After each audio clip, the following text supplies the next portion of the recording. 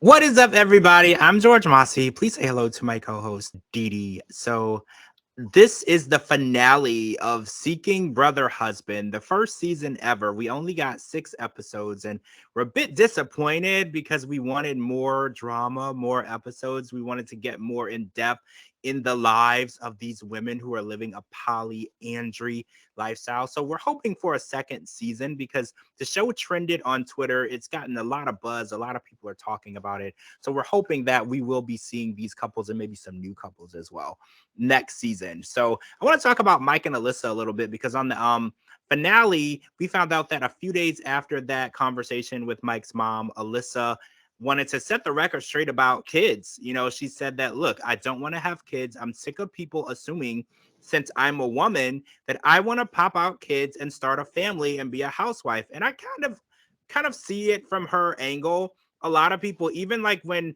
little girls are given Barbie dolls, I remember back in the day, Barbie dolls used to come with like a baby stroller and a baby. And it's like, stop putting that thought into girls' minds. They can do so much more than just have a child. So I totally understand how she feels. But at the same time, Mike doesn't feel that way because we were watching his reaction and he was like, well, maybe in the future we can change our mind about kids. And she was like, no, we're not having kids. I don't want kids. That's out of the question. And then he brought up something pretty interesting. He said, well, what if we decided in the future we didn't want to live the polyandry lifestyle anymore? And Alyssa was like, well, that's interesting that you would bring it up because they literally just started and it was his idea. But I think we've known all along since the season started, he's not really okay with it. He kind of brought it up and she ran with it. And I don't think that he thought it would ever go this far. So he basically confessed in this episode in the finale that this isn't what he wants to do into old age. This isn't the number one choice for his life for the rest of the relationship that they're in for the rest of his marriage.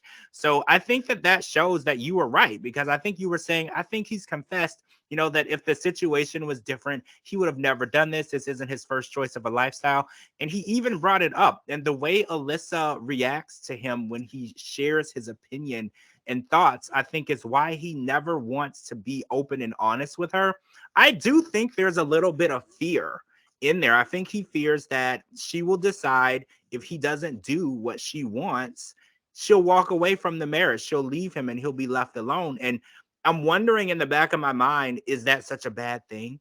Is it so bad to find someone who's going to love you and listen to you and let you be heard and understood?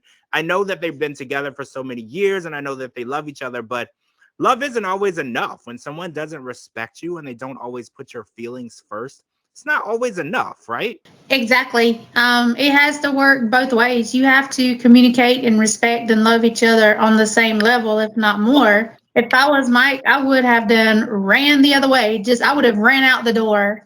And I was sitting there watching it, and I was like, "Oh my goodness, I've been right this whole time." He is actually saying, if there's in a possible way a chance in the future for them not to live the polyandry life, I was like, oh my goodness, I was right all along. He is not okay with it. You could tell the guy was in tears or almost in tears every single time he had to talk about it. It's obvious. It is so obvious. And his mom hit the nail with the hammer because she even said that she knew for a fact her son was not okay with this lifestyle and he never will be. I think that the amount of compromise that Mike is putting in to this relationship is draining him mentally. Like I feel like you can tell by the look on his face, the way he feels, how he talks, how he reacts, is he's drained. He's emotionally and mentally drained from all of the compromise. And it's hurting him. Like he doesn't want to ever meet these men that Elisa is with. And at the end of the episode, it said that they're still dating. Well, she's still dating, but he still to this day never met any of the people that she's interacting with. And I feel like that is just a dead giveaway that he's not That's a okay red because flag. yes, because all of the other women who are living the polyandry lifestyle, they're seeking a brother husband. The husbands not only are brother husbands, they're friends. They do things together. They have a bond and a relationship with each other as well as the woman. And he is the only guy this season who seems to be unable to even stomach the appearance of another man, the actual existence of him being a part of that relationship. And I think that that shows that this isn't going to be something he's going to be able to do.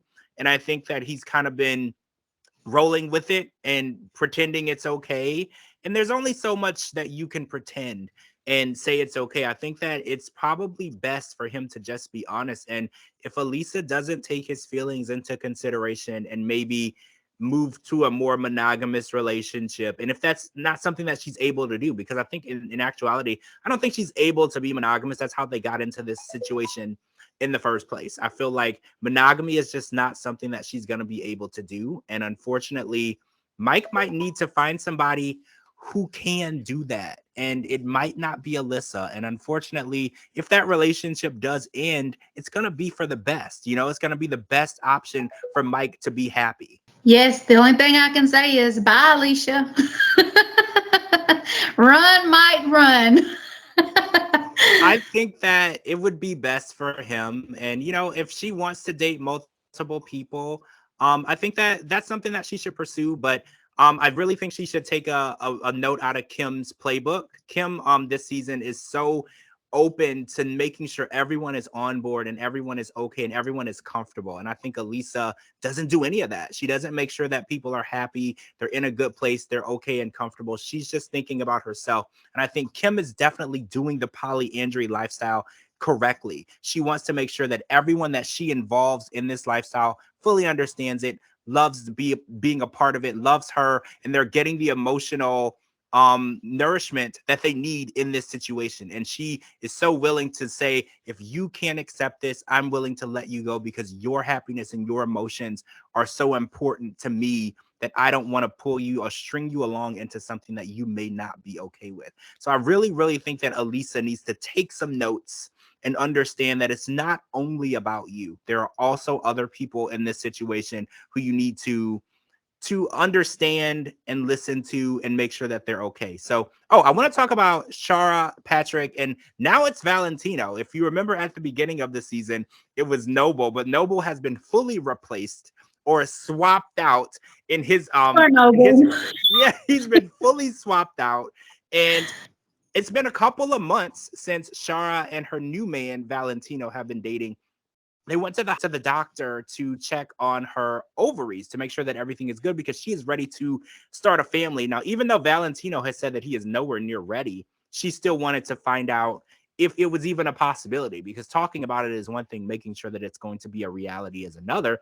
So other than a few benign fibroids, everything looks great. I think Dr. Slaughter referred to her ovaries as the ovaries of a 25-year-old, which I think is great. So the idea of her having a baby is a possibility. So now she just has to determine which man it was, because in the doctor's office, they were saying, we don't know if it's going to be Patrick. We don't know if it's going to be Valentino. I was like, well, first of all, Patrick said it's not going to be him. Like, we already know that. He said in his point in his life, was like, no way.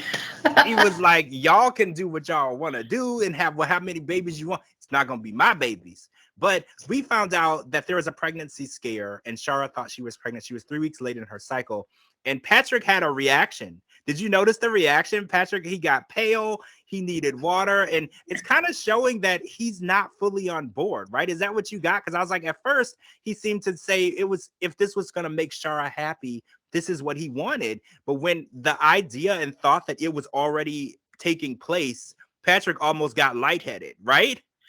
I thought he was going to pass out there for a second. I mean, he got up real quick, and I was like, wait a minute. I thought this was like okay with him because he keeps saying over and over again, he is not having no more kids. And I was like, wait a minute. Is this fixing to explode on Shara? What's going on here? But I mean, I get it. You know, like he said, he knows and he knew that she is, you know, seeking someone not only to be in the polyandry lifestyle with him, but, you know, to be a potential father to her child. And like he said, you know, that caught him off guard. It was moving a lot faster than what he thought it was going to move. And I mean, even Valentine's expression, he was like, wait a minute, what? I mean, both of them, their face just turned white, like they seen a ghost or something. I was like, wait a minute. Am I fixing to get excited for Shara? Is Shara fixing to have her baby? I mean, I was like getting all excited. Well, But I think yes. that the fact that it's only been a couple of months, I think that would have also gotten the same reaction out of me. You know, guys, like I think I said this on the podcast before, guys are very, very hard to convince to do anything. Like getting a guy to pick a place to eat, you know, or an outfit to wear or something to do, it's very hard. So getting a guy to be okay with a lifelong decision, like having a baby 2 months after you meet him, it's almost an impossible task. Like it's almost impossible to do for him to be fully on board and happy. And even Valentino said, he said, if you were, I would be happy. But I was like, your face is telling me something else. Your face is telling me that you're worried and you're scared. But I was like, your mouth is saying you would be happy, which I know a baby is a gift. You're going to be happy that the gift is happening to you, but you're also going to be worried because in his job as an event planner, he said that a child doesn't really fit into his lifestyle right now. And I can understand that. I respect people who they manage their time and they know what they can and can't do and they don't take on too much. When you're dedicated to your job, you're dedicated to your career, I respect people who make that a priority. Don't bring a child into the list of things that you need to do and then have them written on a list of things to do, because that child is going to need more than just a written in time every day. That child is going to need so much of you and so much of your time. So I respect that. I just feel like Shara is moving too fast, and I don't want anyone in the situation to be a father before they're ready. And I feel like Patrick is not ready because he doesn't want one. And Valentino is not ready because they've only known each other for 2 months. But we did find out he did move to Atlanta from Texas, and he is living with Patrick and Shara. So they are still very serious, but no one is pregnant right now. And I think that is for the best. I think that living with each other and learning the dynamic, because remember with Noble, living together was the end of the relationship. So if Valentino can live with Patrick and Shara and they can make the dynamic work, maybe down the line, you can add a baby into that mix. But again, Patrick, I hope that you have some water handy. And, you know, when you find out, because I know that that news was just something that you took really hard. Yes, and remember, guys, it only takes one time. So One so time. take a lot of precaution. Yes. You need lots and lots and lots of precaution. But yes, I'm so excited for Shara. And I get it. I'm a woman. I get it. We all want babies and we all want lots of them. I get it. But yeah, she is. I think she's moving a little bit too fast. But maybe by next season, she'll be pregnant. We'll see. Yeah, I want that for her. I know that this is what she wants more than anything. I'm worried that the guys aren't on the same page because I know, like I said, Patrick is her living husband and Valentino is living with them. So everyone is going to be a father. So you can't really say, I don't want any more kids, because once that child is there and that's the situation you're in, you're the bonus dad.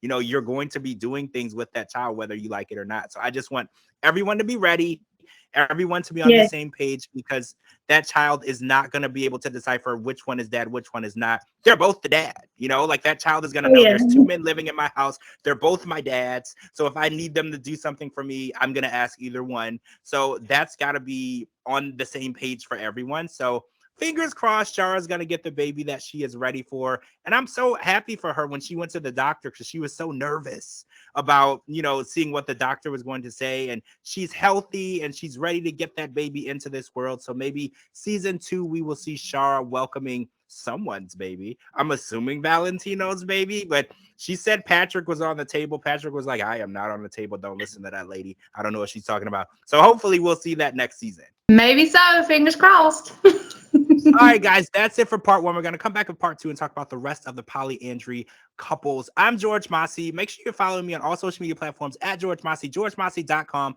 and anywhere you get your podcast. And make sure you're following my co-host DeeDee as well. Her links are right here at the bottom. This has been the Seeking Brother Husband Season 1, Episode 6 finale. Thank you for joining us this season, and hopefully, fingers crossed, we will see a Season 2 sometime in the future, because this was an amazing show. I can't think of any other thing that I would love to watch closely as this, because I didn't even know polyandry existed before this. So I appreciate the learning experience. All right, guys, we'll talk to you guys really soon.